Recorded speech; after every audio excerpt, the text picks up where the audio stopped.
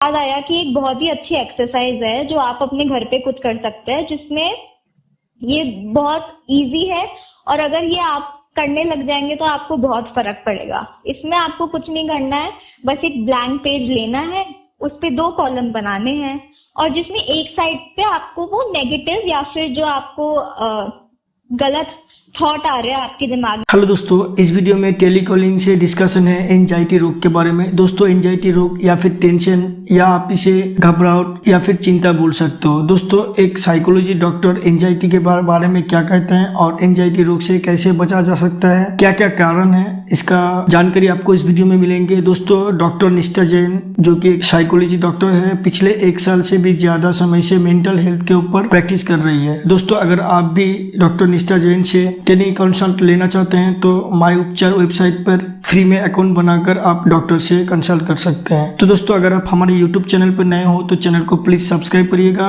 और वीडियो को पसंद आए तो जरूर लाइक और शेयर करिएगा। तो दोस्तों, चलिए वीडियो शुरू करते हैं।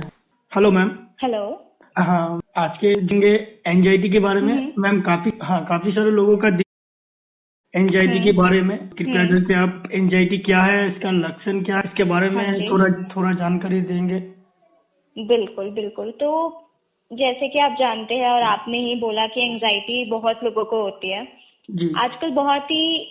बहुत ही आम बात हो गई है कि बच्चे से लेके बूढ़े को किसी ना किसी को एंजाइटी होगी। पर आप ये जान के चौंक जाएंगे कि एंजाइटी हम सबको होती है। अच्छा। हम सब एंजाइटी के शिकार है, लेकिन बस इतना डिफरेंस होता है कि कई लोग उसको अच्छी तरह मैनेज कर पाते हैं और कई लोगों के लिए मैनेज करना थोड़ा मुश्किल रहता है। अच्छा मैम। तो बेसिकली एंजाइटी निराशा या किसी दुख से जन्म लेती है।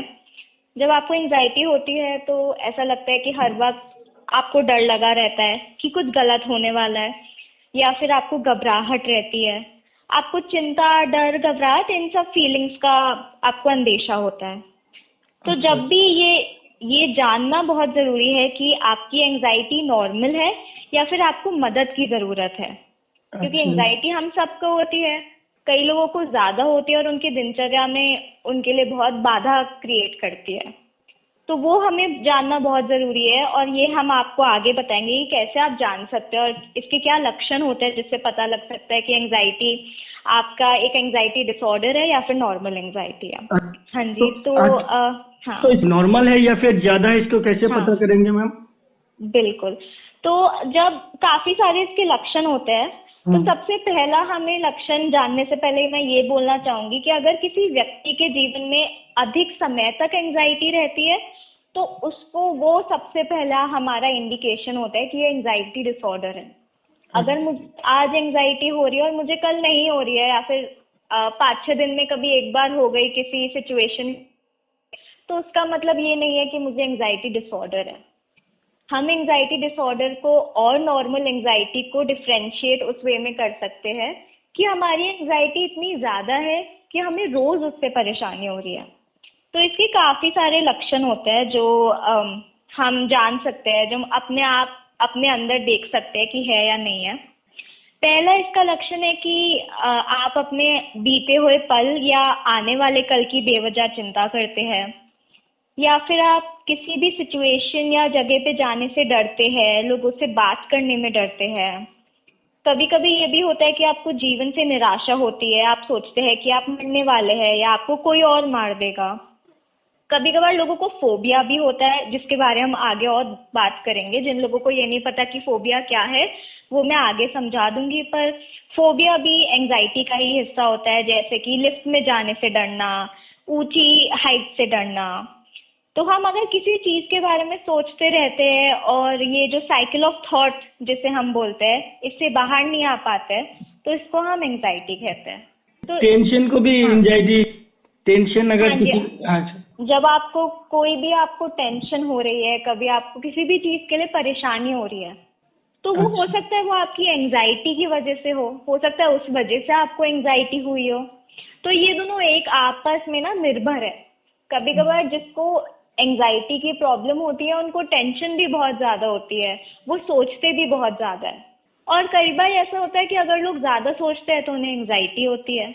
बट हाँ, अगर ये आपके साथ बहुत बार हो रहा है, मतलब 1-2 हफ्ते से ज्यादा आपके साथ ये चल रहा है, तो आप डिसऑर्डर है जिसके लिए आपको मदद की जरूरत होती है। तो मैम एंजाइटी कितने प्रकार यानी कितने टाइप के होते हैं? हाँ, तो एंजाइटी के प्रकार काफी टाइप के होते हैं। तो सबसे पहले और सबसे जो कॉमन हम देख सकते हैं उसको बोलते हैं जनरलाइज्ड एंजाइटी, या फिर आप हिंदी में उसे बोल सकते हैं सामान्य एंजाइटी। अच्छा। इसमें जैसे आपने बोला टेंशन, तो जब आप अधिकतर टेंशन या परेशानी से घिरे रहते हैं तो, और उसका कोई ठोस कारण नहीं होता है, आपको बस नॉर्मली आपको टेंशन हो रही है, किसी भी कोई कारण नहीं है इस चीज का, तो उसको हम सामान्य एंजाइटी कहते हैं। अगर हम एक और प्रकार है जो हमें बहुत बार देखने को मिल सकता है, उसको हम कहते हैं ऑब्सेसिव कंपल्सिव डिसऑर्डर। इस डिसऑर्डर में क्या होता है, ये बहुत ही दिलचस्प किस्म का डिसऑर्डर है। इसमें हमें बेसिकली अनियंत्रित जुनून रहता है कोई चीज करने का, या फिर बार बार आपके दिमाग में कोई सोच दोहराने का। जैसे कि आपने देखा होगा कि कई लोगों को ऐसा होता है कि वो बार बार अपने हाथ धोए, स्पेशली कोरोना में देखा होगा कि ऐसे लोगों को हो गया था ऑब्सेशन कि वो बार बार अपने हाथ धोए, इतनी बार हाथ धोए कि उनके हाथों में कुछ हो जाए। या फिर कई लोग आपने ये भी देखा होगा कई लोगों को ऐसा भी होता है ऑब्सेशन कि वो बहुत बार सफाई करते हैं, दिन भर में 7-8 बार 9-10 बार अपने घर की सफाई कर रहे हैं, चीजों को बिल्कुल अच्छे से लगा रहे हैं। तो ये चीजें होती है जिसको आप बार बार दोहराते हैं और आप उसे दोहराते रहते हैं, जब तक आप वो करेंगे नहीं आपको शांति नहीं मिलेगी। तो ये भी एक एंजाइटी का प्रकार होता है। इसके अलावा हाँ जी बोलिए। हाँ, ऐसा कॉमन मैंने देखा है बहुत सारे केसेस में, 10-10 20-20 बार सफाई करता है, देखे हैं मैंने। हाँ, ये इसको ऑब्सेसिव कंपल्सिव डिसऑर्डर बोलते हैं और ये एंजाइटी का ही प्रकार होता है। तो और इसके अलावा 1-2 प्रकार और है। एक तो अपनी होती है सोशल एंजाइटी डिसऑर्डर।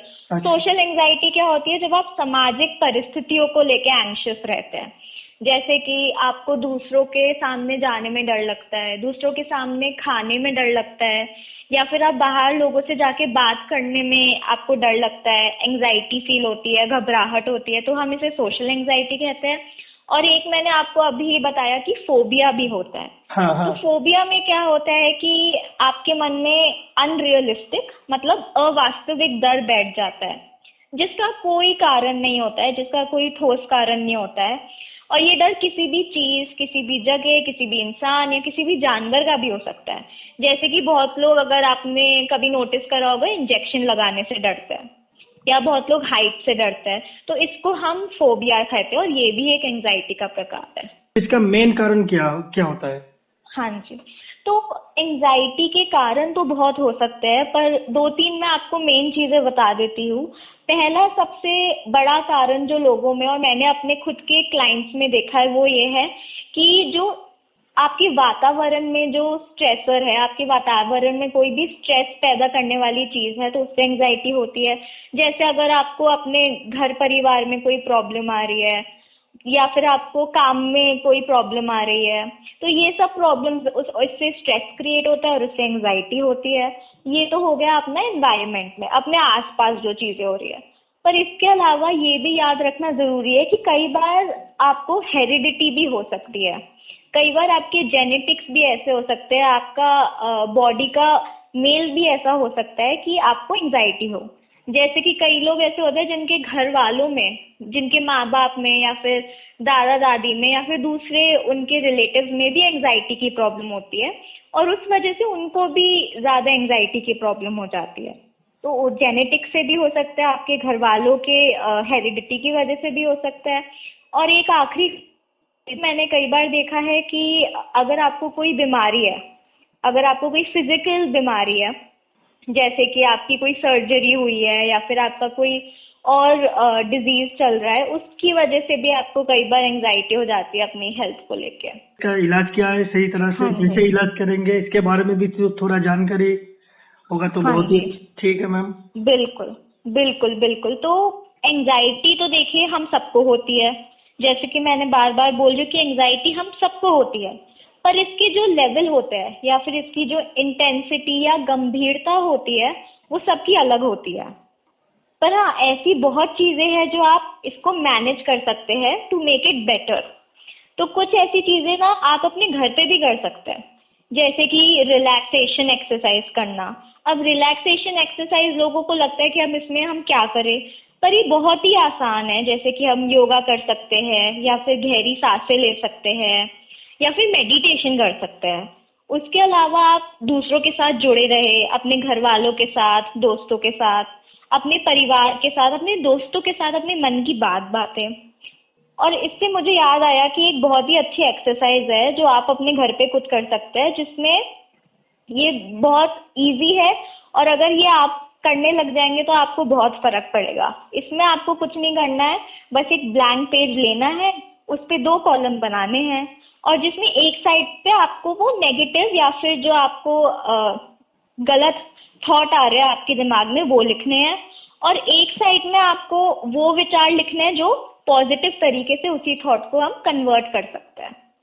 अच्छा, समझे? तो एक साइड आपके जो नेगेटिव विचार है वो आपको लिखने हैं, और एक साइड आपको आपके उन्हीं नेगेटिव थॉट्स को बदल के पॉजिटिव वे में लिखना है।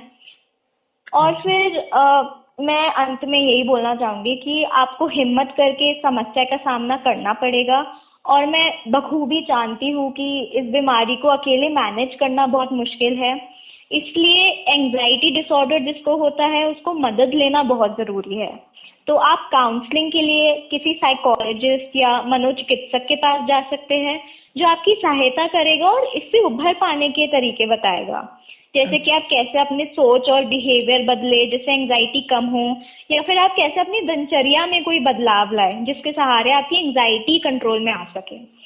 तो मैं यही कहना चाहूंगी कि a healthy mind means a healthy body, तो कोई सपोर्ट लेने से ना डरे।